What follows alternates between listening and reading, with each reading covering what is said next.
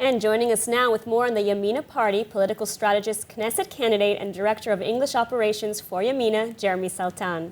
Now, Jeremy, Prime Minister Netanyahu is very confident that he can form a 61-seat coalition with or without Yamina, although he also adds that he's confident Yamina will join, and without Lapid and without a rotation deal.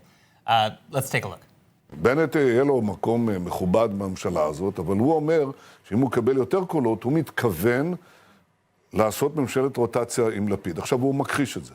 אז אמרתי לו, תגיד דבר פשוט. הוא לא מכחיש את זה. אמרתי לו, תגיד דבר פשוט.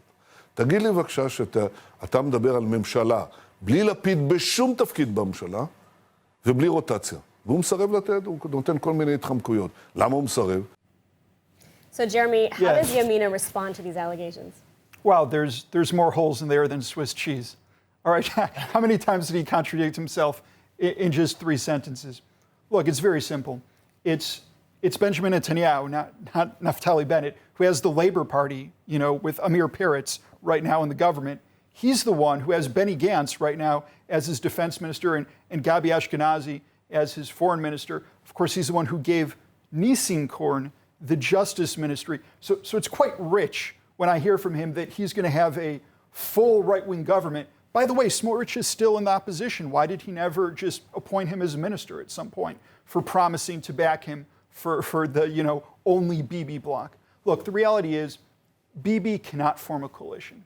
If he would have been able to, we wouldn't have had 4 elections on the subject. What it comes down to is the left can't do it. They tried. Gantz was even more to the right than Lapid was, and he was not able to go ahead and do it. The only way to replace Netanyahu is to do that from the right. Over 80 seats are part of the right-wing camp. So there's no reason to go ahead and do as Netanyahu is saying we're going to do and give some sort of rotation or seat at the table of prime minister to Lapid. The votes don't add up to do that. We're the only ones that can take from both the Bibi camp and the anti-Bibi camp and finally put us out of this deadlock. All right, well, so that being said, it's been widely accepted at this point, almost pretty much accepted across the spectrum, that Bennett is likely going to find himself in a position of kingmaker, where it'll be his job essentially to decide whether or not we have a coalition. Would he sooner let us fall to 5th elections than sit in a coalition with Netanyahu?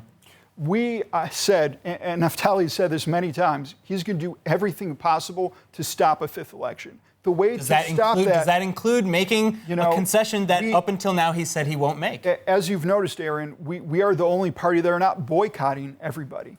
Okay? We're also the only party that's not being boycotted by anyone else. That means, you keep your options open. You said you wouldn't sit under Netanyahu or under Lapid. Listen, what Bennett has said, and it's very clear, is that he's running for prime minister. What you want to do is get into the hypotheticals and the scenarios of what if and so on. And again, Bennett's been very clear. He said he's going to do everything within his power to prevent a 5th election. But we're not at that point of a 5th election. We're right now before the 4th election. I'm running for prime minister. So I'm asking on behalf of voters who are concerned how this is going to split and whether or not they should put their faith in somebody. So I told you, what I'll tell those voters and what I'll tell you, Aaron, is very simple. If you do what you did in previous elections and back parties that are boycotting everybody else, that will send us to a 5th election. The only way to be able to go ahead and avoid a 5th election is to try something else, for heaven's sake. And that is Naftali Bennett, who again is not being boycotted by either side and has the ability to form a coalition by reaching across both benches to go ahead and do so. That's why Netanyahu is so scared. Why is Netanyahu spending all of his time and all of his fire going at us? Right now, we're 3rd place in the poll. Lapid is at 2nd place. The reason Netanyahu is directing his fire at us is because he understands the only one with a chance to replace him is Naftali Bennett. You're also arguably dividing the right-wing vote. Actually, but Netanyahu actually did say today that Lapid was his main opponent and not Naftali Bennett.